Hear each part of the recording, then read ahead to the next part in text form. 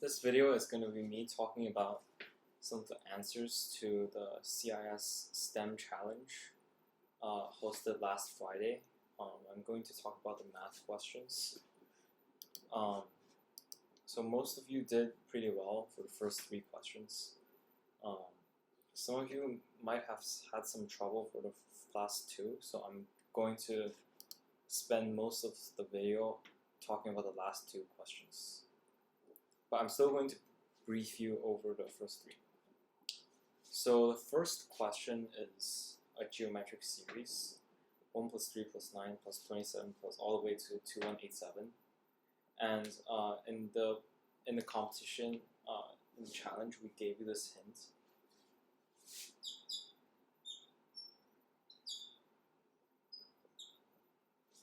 So this hint is helpful because you can see that you can quickly sense that 2187 is equal to 3 to the power 7 because it's 1/3 of that. So the geometric series can be easily computed using the formula 3 to the power 8 minus 1 divided by 3 minus 1. And since we already gave you the value for this, it will be quite easy.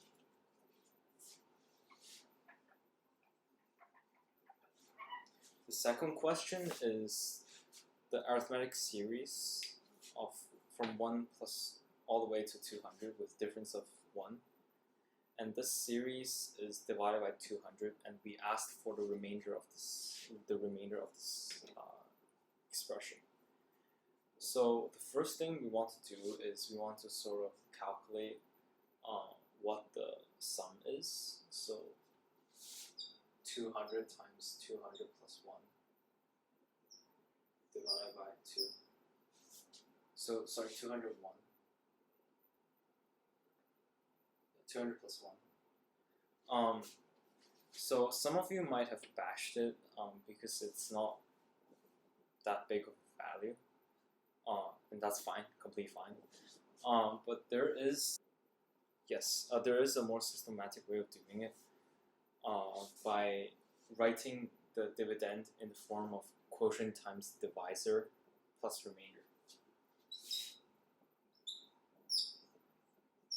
So the divisor in this case is 200. Quotient is just the result, and we care about the remainder. So from this result, we see that 200 times 201 divided by 2. So okay, so we have the quotient 201 divided by 2 and the divisor 200. But this is sort of a problem because now we see that the quotient should be a whole number, and we want to convert this expression into whole number. So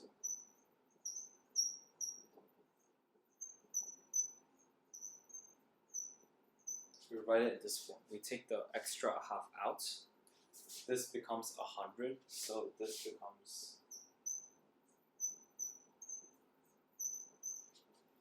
and we see that the quotient is 100, the divisor is 200, and the remainder is 100. So yeah, that's how you do it.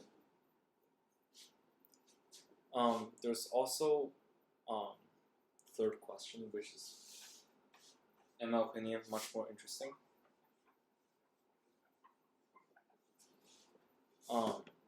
We're comparing the values of pi squared times 15 minus pi squared and 50. Again, this question is bashable, but I wouldn't advise you to do so because it defies the purpose of mathematics competitions. In fact, we can analyze these 2 values by using the function fx equals to x times 15 minus x. And in fact, this is also included in the hints given to you. We can see that this term has a very similar form to this term. And in fact, if we put x equals to pi squared, we will get exactly that. Let's look at 50. There are 2 values we can input for 50. One of them is useful, one of them is not that useful. And I'll write both of them down. If we input 5, we get 50. If we input 10, we also get 50. And 10 is the useful one. I'll explain why later. So let's look at these two values first. So, when we first look at this, it doesn't seem that special. But actually, if we look at fx as a function, we see that it's a concave down function, and the vertex, the x-coordinate of the vertex of this function is at 7.5. So it would look something like this.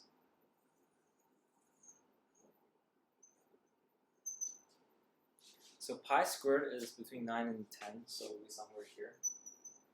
10 is somewhere here. We see that for a concave down function, if it's on the right side of the quadratic, that means it's monotonically decreasing. Monotonically decreasing means that if the x value is bigger, then the y value will be smaller. So in this case, we see that f pi squared is bigger than f10. So that's why this is a bigger value. And you can see why f5 is not an important value anymore, because f5 is over here on the left side, and we can't really compare between two sides. But we can always move one of the terms to the other side to compare. Yeah, so that's it for this question. The next question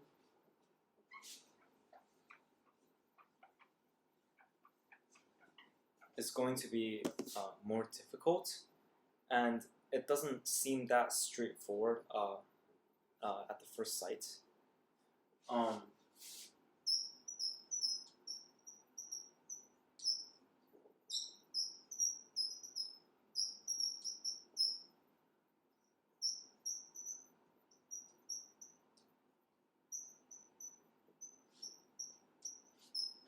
Because you have to be very familiar with logarithms and exponents to be able to do this question. First of all, we see that the base and the arguments are flipped for these two pairs. And in fact, when they're flipped, they're actually reciprocal of each other in terms of their values. So if we set this as A and this as B, then we can simplify the form of the equation.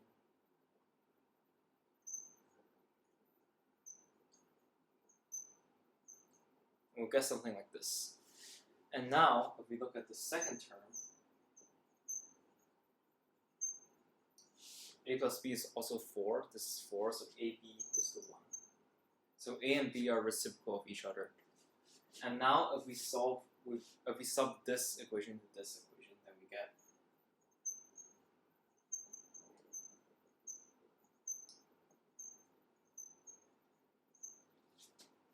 and b squared minus 4b plus 1 is equal to 0. How is this useful? First of all, b is log base 64y. And in fact, the question did not even ask you to find what x and y are. They actually want you to find what log base 30 and arguments x1, x2, y1, y2 are. So essentially, the product of y1 and y2 is more useful for us than the individual values of y.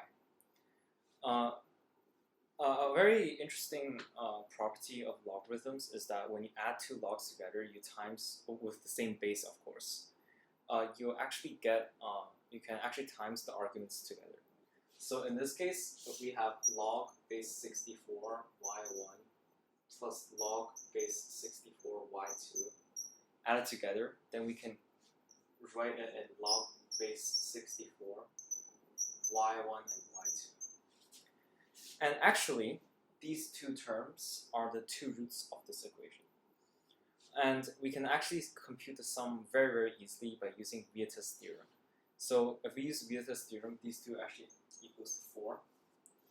And y1, y2 will then equal to 64 to the power 4. x1, x2, we'll compute it in the same way, is equal to 225 to the power 4. And after all the steps, you can compute the answer very easily by just sub it in and then like calculate a little bit, 2 to 5 times 64, and simplify the expression. People have the most trouble with the last question, which is very difficult relatively to the questions in the challenge. We're basically computing for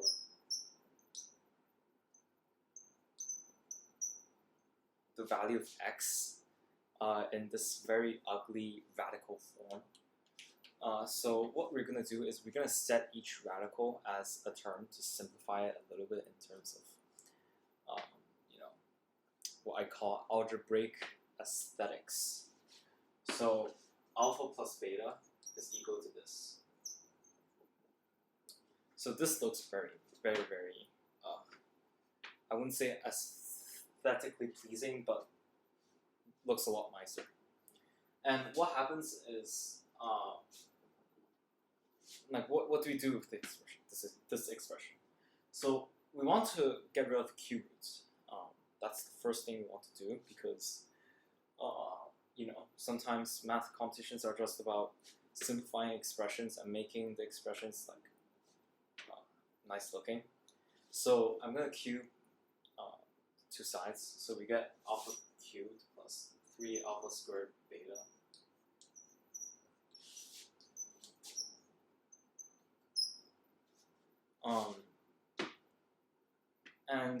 What do we actually do with this expression? We see that alpha is equal to cube root of something, and when we cube both of these, we actually get 60 minus x and x minus 11. So alpha cubed is actually 60 minus x, and beta cubed is x minus 11. So if we add these two terms together, then we get 49, an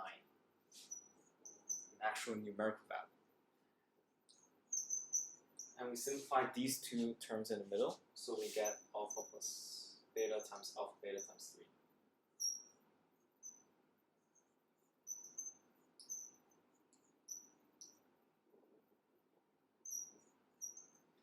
And we get to this expression. And we can simplify further by, we know alpha plus beta is cube root of 4,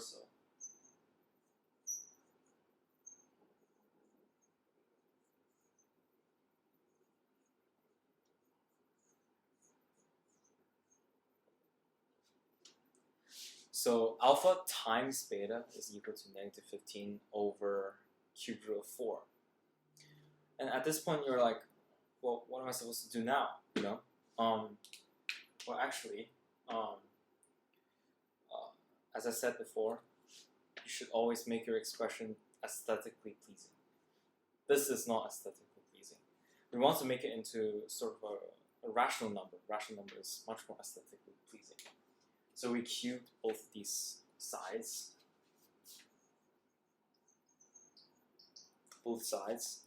and we get negative 3375 over 4.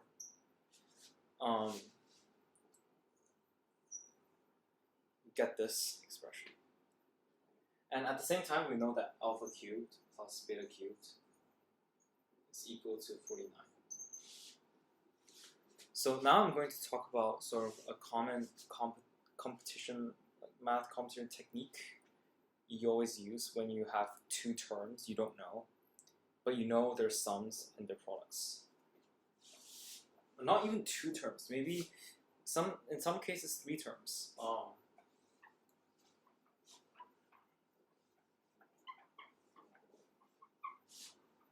So essentially, what we want to do is we want to turn this into a quadratic equation. So a quadratic equation with its roots being each of the 2 terms, and the coefficients satisfying the Vieta's theorem. So so this is the sign. This is the just to remind you, alpha cubed is 60x, 60 minus x, and beta cubed is x minus 11. So these two are actually very clean expressions, and this is also exactly why I said to make them aesthetically pleasing, because alpha cubed and beta cubed, both of these terms are desired terms. So we're going to write this expression x squared minus 49x. So So this is like from Vieta's theorem, minus 3375 divided by 4. This is like the product of the two terms. So the roots of this equation is these two. So essentially what you're going to do is you want to simplify this expression, and this is actually, I think this is simplifiable.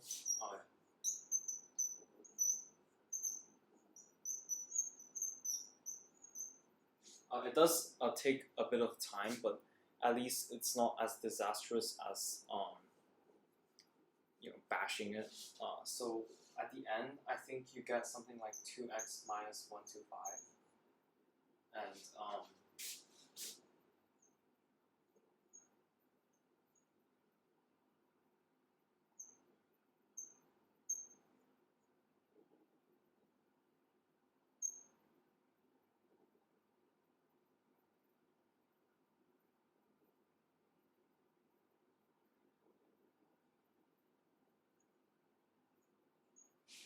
you're gonna get this expression.